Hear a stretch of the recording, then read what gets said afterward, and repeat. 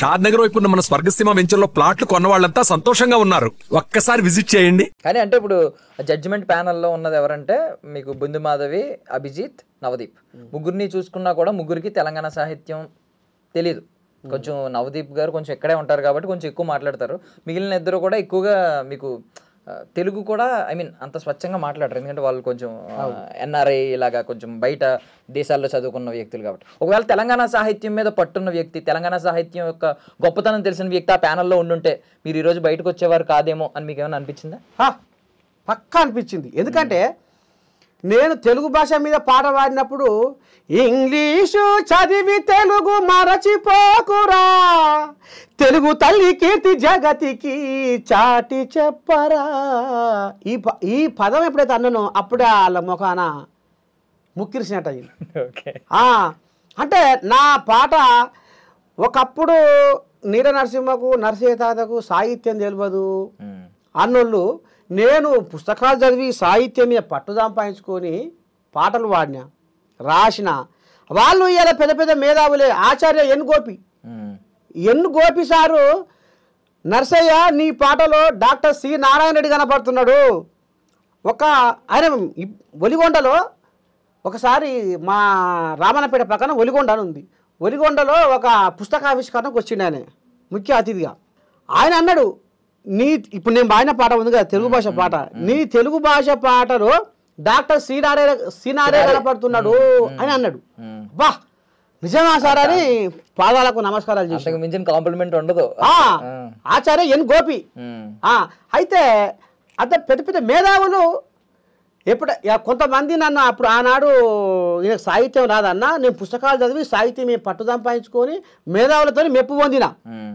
ఇవాళ big boss షోలో నేను ఎప్పుడైతే ఈ పాట ఇది వాడినో, ఇంగ్లీషు చదివి తెలుగు మరచిపోకురా, తెలుగు తల్లి కీర్తి జగతికి చాటి చెప్పురా అని ఎప్పుడైతే అన్నానో వాళ్ళు మీరు అన్నట్టు వాళ్ళ ముఖాన్ని అవసరం లేదు, వాళ్ళ ముఖాలంతా ఇది చేసారు. ఎందుకంటే వాళ్ళకు పొద్దున లేస్తే ఇంగ్లీషే కదా మాట్లాడేది.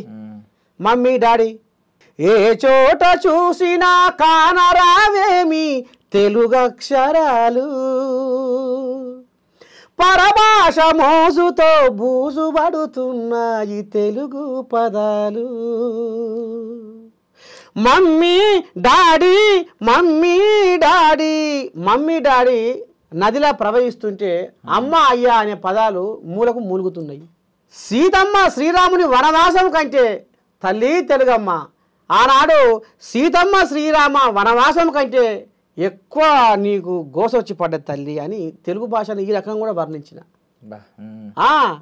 కానీ ఇది మీరు అన్నట్టు మీరు బాగా నా నాడి పట్టిర్రు. వాస్తవంగా బిందు మాధవికి, అభిజిత్కు, నవదీప్కు నా గురించి వాళ్ళకు అంటే నర్సయ్య సాహిత్యం గురించి వాళ్ళకు అంతు పట్టలే. వాళ్ళు ఇవాళ ఎంతో కోట్లాది మంది హృదయాలను గెలుచుకునే పాట నాది. నా పాటలో జీవం ఉంటుంది, నా పాటలో జీవం ఉంటుంది. నేను మాట్లాడినా కానీ స్వచ్ఛత ఉంటుంది. కానీ నాది వాళ్ళు అంటే గుర్తించలేకపోయారు వాళ్ళు అని నాకు అనిపించింది.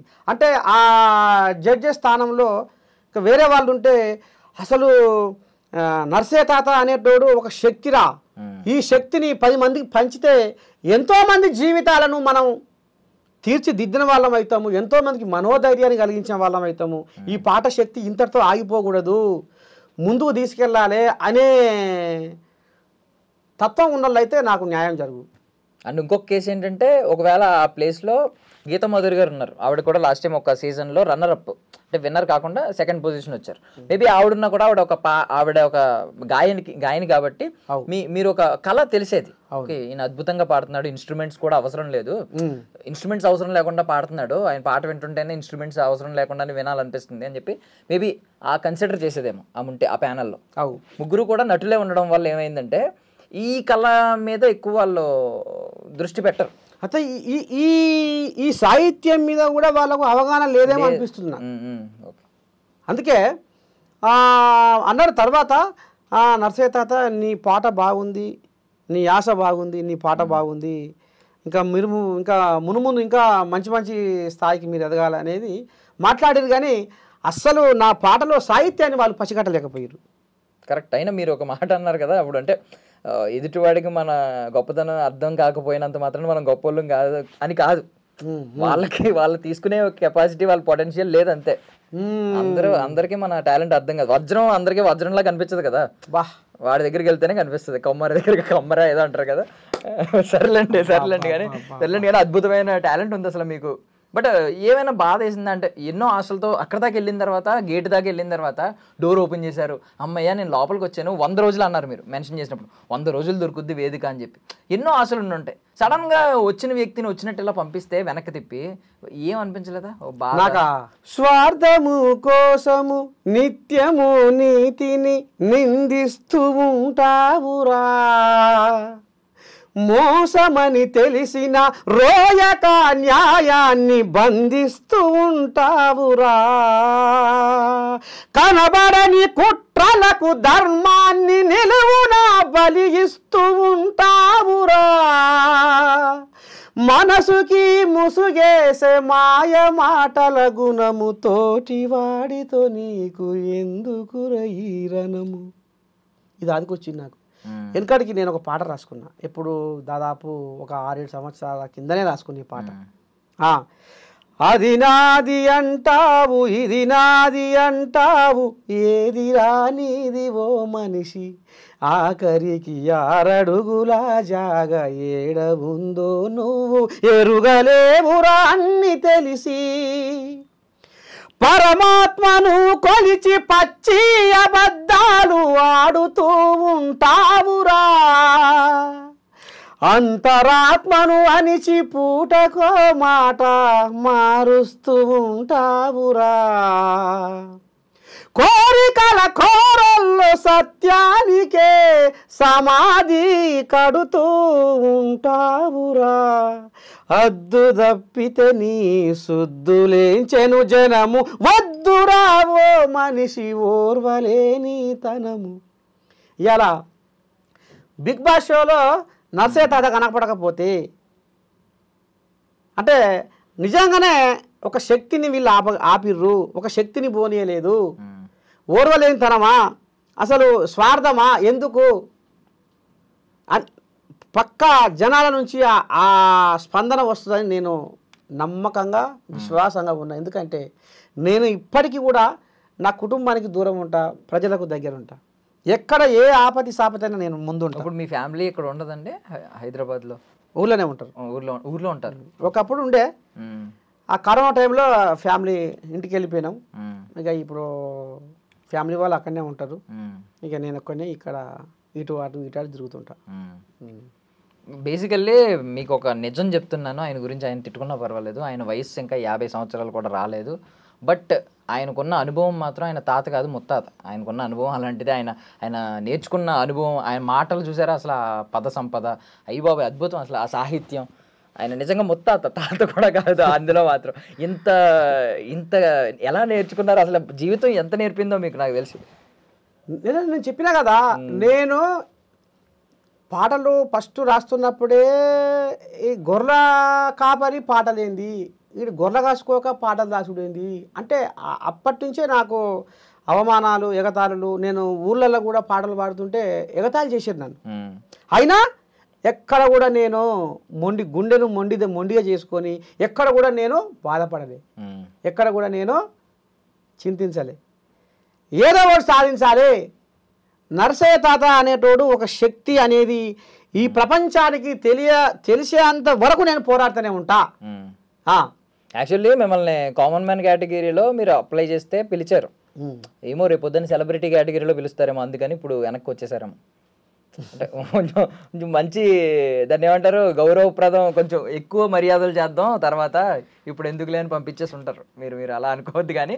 బట్ అంటే ప్రతిభ ఉన్నోడు ఆ ప్రతిభను 10 మందికి అవసరం వస్తుంది. ఆ ప్రతిభ అనేది దాని మీద వాళ్ళంతా ఫోకస్ చేయలేకపోయిర్రేమో అనిపించింది నాకు. అంటే వాళ్ళకు కావాల్సిన కంటెంట్ ఇంకా వేరే ఉందేమో, కానీ ఒక ప్రతిభాశాలిని ఈయనకి ప్రపంచానికి పరిచయం చేస్తే ఈయన ద్వారా సమాజానికి మేలు జరుగుతుంది, జనాలకు మంచి జరుగుతుంది అనేది ఆలోచించలేదేమో అని నా అంతరాత్మకు అనిపించింది. అంతే. మేబీ మీరు అన్నట్టు వాళ్ళు కోరుకునేది వేరే అయ్యి ఉండొచ్చు. ఎంటర్టైన్మెంట్, ఈ గొడవ సంథింగ్ ఉంటది కదా, కొంచెం ప్రజలకి ఆ ఎనర్జీ ఇచ్చే గొడవలు ఉంటాయి ఎక్కువగా. బిగ్ బాస్ అనగానే మనకి అవే. మనం కూడా యాక్టర్లేగా. అంటే ఇప్పుడు నేను నా కాడ అది కూడా ఉంది. అది మీరు అక్కడ చూపించలేదో, వాళ్ళు అక్కడ అది పసిగట్టలేదు సంథింగ్. నేను డాన్స్ అని కూడా డాన్స్ అక్కడ వేసారా ఏమన్నా? డాన్స్ ఆడ వేరే కానీ డాన్స్ అని కూడా అన్ని ఎవడో లేకుండా ట్రైన్ అయ్యారు. మీకు మీరే సొంతంగా నేచర్ ని చూసి, ప్రకృతిని చూసి నేర్చుకుంటా ఉన్నారు. ప్రకృతి అంతా ఎవరిచ్చారు కానీ మీ చేతిలో గొర్రెలు పెట్టి మంచి పని చేశారు. ఆ ప్రకృతి దగ్గరికి పంపించారు. హ్యాపీగా అడవుల్లో తిరుగుతూ అన్ని నేర్చుకుని ఇక్కడికి వచ్చారు. కరెక్ట్, మా అయ్యనే. అయితే నేను కొన్నాళ్ళకు గొర్రె కాసుకుంటా ఒక 5 అంటే నేను 18 ఏళ్ళు గొర్రె కాసిన. 18 ఏళ్ళు 97లో 1997లో నా పెళ్ళి అయింది. 1997లోనే రామన్నపేట జూనియర్ కాలేజీలో నా 10 అయింది. అంటే 10 అంటే హై స్కూల్ అలానే, కాలేజ్ అలానే. జూనియర్ కాలేజ్ అని ఉంది రామన్నపేటలో, హై స్కూల్ అలానే, కాలేజ్ కూడా అలానే. పొద్దుగాలనేమో హై స్కూలు, మాపటినేమో కాలేజీ అందులో అప్పుడు ఉండి. అయితే ఈ 10వ తరగతి వరకే చదువుకొని పెళ్లి చేసుకొని దుడ్డు కట్టే బట్టి 5-6 ఏళ్ళు గొర్రె కాసినాక మా అయ్య ఎంత పని చేసేగారా, నాతోటి చదువుకున్న వాళ్ళు, నా సోపతిగాళ్ళు మంచి మంచి ఉద్యోగాలల్లో షరీక్ అయ్యారు. మంచి మంచి కొలువులు చేస్తారు. ఒకడు ఎస్ఐ అయ్యిండు, ఒకడు డాక్టర్ అయ్యిండు, ఒకడు ఇంజనీర్ అయ్యిండు, లక్షలు సంపాదిస్తారు. వినవా? కానీ ఈ అమ్మ ఏంద్రా ఈ జీవితం, మా అయ్య నాకు చిన్నతనంగా పెళ్లి చేసి ఎక్కడో చేసినవరా, నన్ను అంత బొక్క బొర్రలు పడేసినవరా మా అయ్య అనుకున్నా. కానీ మా అయ్య చేసిన ఘనకార్యం ఇవాళ రేపు రాబోయే తరాలు కూడా నా చేత అతను గుర్తుపెట్టుకునే పేరు నాకు వచ్చిందని నేను అనుకుంటున్నా.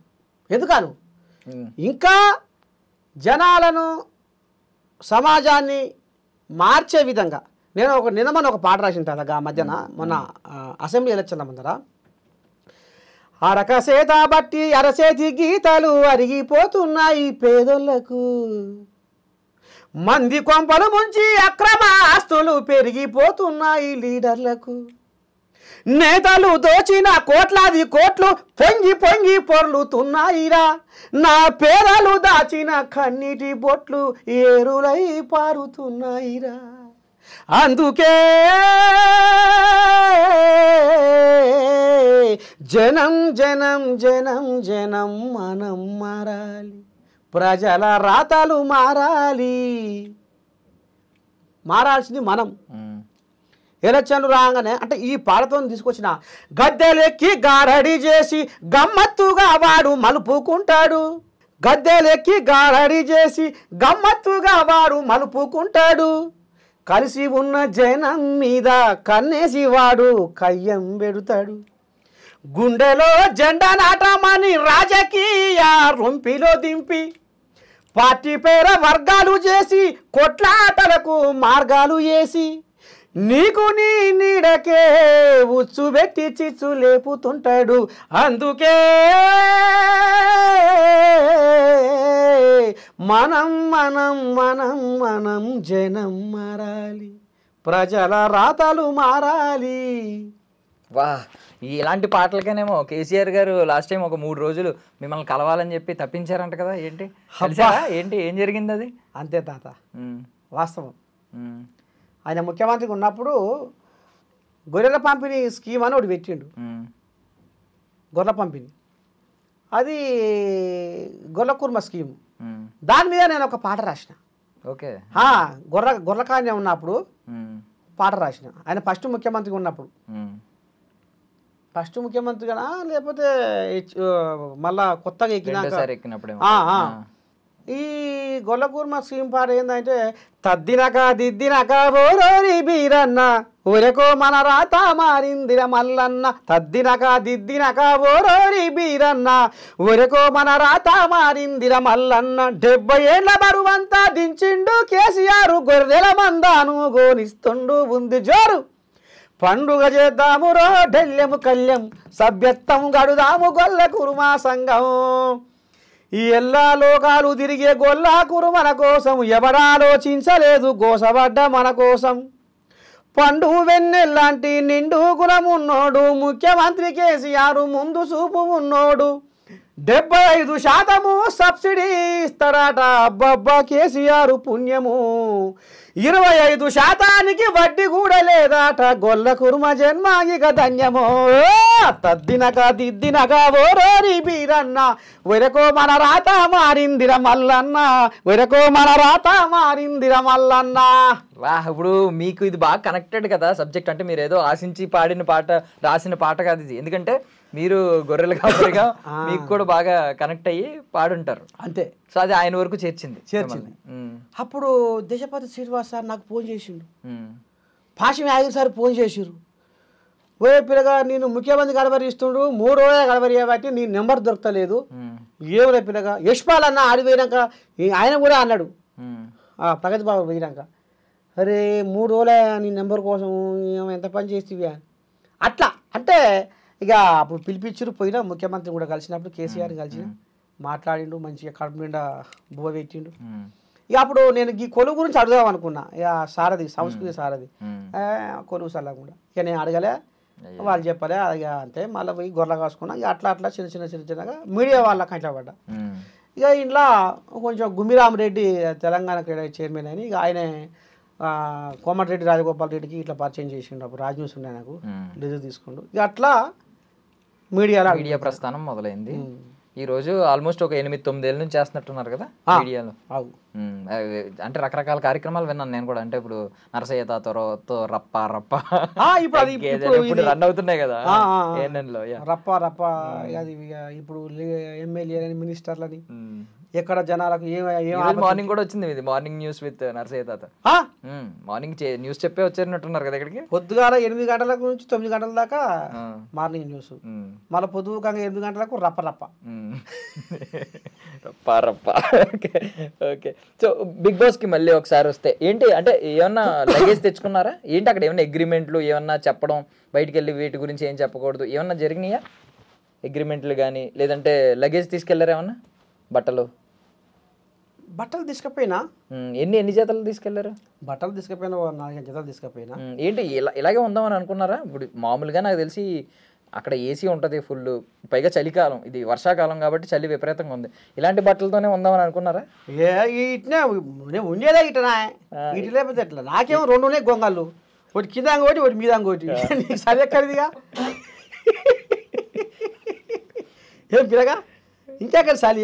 మాకే వణుకుతున్నాయి అన్నీ వేసుకుంటే, మీకేం అవ్వట్లేదా? ఇది గొంగలు 2 ఉన్నాయి తాత, పక్క కోటి మీద ఇంకోటి. ఇక నీకు సాలి గీలంతా ఎక్కడో దిగపోద్ది. ఇది కథ. ఓకే. కొన్ని జతలు తీసుకెళ్లారు అంటే వాళ్ళు చెప్పారు ఏమన్నా ఇన్ని జతలు తెచ్చుకోండి? బట్ చెప్పారు 15 జతల దాకా తీసుకొచ్చుకోరాను. ఇక నేను 4-5 కొనపోయినా. మంచి పని చేశారు. 15 జతలు అని చెప్పి వెంటనే పంపించేశారు. నాకు అసలు ఎన్ని రోజులు ఉన్నారు అసలు అక్కడ? నేను అలా 2 రోజులు. సో మళ్ళీ బిగ్ బాస్కి ఏమన్నా పిలిస్తే ఏంటి పరిస్థితి? ఇప్పుడు ఒకవేళ మళ్ళీ ఫోన్ వచ్చి రండి ఒకసారి మళ్ళీ అని చెప్పి పిలిస్తే, లేదు వచ్చే సీజన్లో పిలిస్తే? ఇక అలా ఇక ఇప్పుడు ఆడుతందుకు పోవద్దు, ఆట ఆడుకుంటందుకు పోవాలి. ఇప్పుడు నేను ఎలా చెప్పినా కదా, నరసయ్య తాతతో అన్ని కళలు ఉన్నాయి. ఇప్పుడు అన్ని కళలు బయట పెడతారా ఈసారి వెళ్తే? అన్ని కళలు నవరస చెప్తే. అవునవును, మాకు అన్ని బయట పెట్టారు ఇక్కడ, అన్ని చూసాము అబ్బా. బట్ అక్కడ మీకు అంత స్కోప్ చిన్న తక్కువ సమయంలో మీరు అన్ని చూపించే సమయం దొరికి ఉండకపోవచ్చు నాకు తెలిసి. చూద్దాం. అంతా నేను ఒకటే అనుకుంటా తాత, ఒకటి ఇదైందంటే ఇంకేదో మంచిది వస్తుంది. అంటే మనం ఏదో అనుకొని అరే ఇది గిట్లా అయినవరా చేజారిపోయినవరా అంటే ఇంకేదో మంచి పని అవుతుంది అనేది నేను బాగా నమ్ముతా. నేను అట్టనే ముందుకు వస్తున్నా. నేను ఎక్కడ కూడా ఇట్లా ఒకటి అట్లా మనం అనుకున్నది చేరలేకపోతున్నాం, మనం అనుకున్నది కాలేకపోతుంది, ఏం చేయాలి ఎట్లా చేయాలి అనేది మాత్రం నేను పెట్టుకోని మనసులా. ఇది పోయిందంటే ఇంకేదో మంచిది రాబోతున్నది, ఆ ఆశ మీద ఉంటా నేను. అంటే ఒక డౌట్ ఉంటుంది కొంతమందికి, ఇది అంటే అక్కడికి వెళ్ళిన తర్వాత కొంచెం జెన్యున్గా జరగట్లేదేమో ఈ సెలక్షన్ ప్రాసెస్ అంతానే, కొంచెం తెలిసిన వాళ్ళు రికమెండేషన్లు అలా సెలెక్ట్ చేసి కొంతమంది నార్మల్ పీపుల్ని వదిలేసి కొన్ని ఇలా జరుగుతుందేమో అనే అనుమానాలు ఉంటాయి కొంతమందికి. దాని గురించి మీరు ఏమంటారు? మీ అభిప్రాయం మీరు ఫేస్ చేశారు. అట్లా అంటే తాత ఇప్పుడు నీ మనసులో ఉంది నాకు ఎట్లా గుర్తు దొరుకుతుంది? నా మనసులో ఉంది ఇప్పుడు చెప్పుకుంటేనే ఏదైనా. మరి అట్లా అంటే మరి ఉన్నదో లోపట ఈ ఈ ప్రపంచమే మాయనే, జగమే మాయ అనే ఉన్న చూడు కథ. ఇప్పుడు ఏదైనా ఎండనైనా, ఇప్పుడు నేను ఎండకు ఒక పాట పైన కదా, రాజకీయ నాయకుడు మీకెందుకు నా ప్రాణం ఇస్తా, అవసరమైతే నా ప్రాణం ఇస్తా, మీకెందుకు అర్ధరాత్రి వచ్చి తలుపు కొట్టుర్రి, నేను మీకోసం ఉంటా, కారు అడ్డం పెట్టి మీకెందుకు నా గర్వకాన్ని పెట్టుకుంటా నా కారు అని అంటాడు. ఏది ఎలక్షన్ల ముందు. ఎలక్షన్లు అయిపోయినాక మరి చూస్తాడా? జాడ పత్తా, ఓ సారు ఇదేంటి సారు, ఏం చేయలేదు, మా మోరి మొత్తం కంపు వాసన వస్తుంది, మా ఆడకట్టు బాగలేదు సారు, మాకు రోడ్ వేస్తామంటే కదా సారు, ఏమై సారు. 2 ఏళ్ళ పొద్దు, 3 ఏళ్ళ పొద్దు, 4 ఏళ్ళ పొద్దు, ఆఖరికి ఆయన పదవి ఊసిపోయే కాలం వచ్చేదాకా కూడా ఆడు ఏం చేయడు.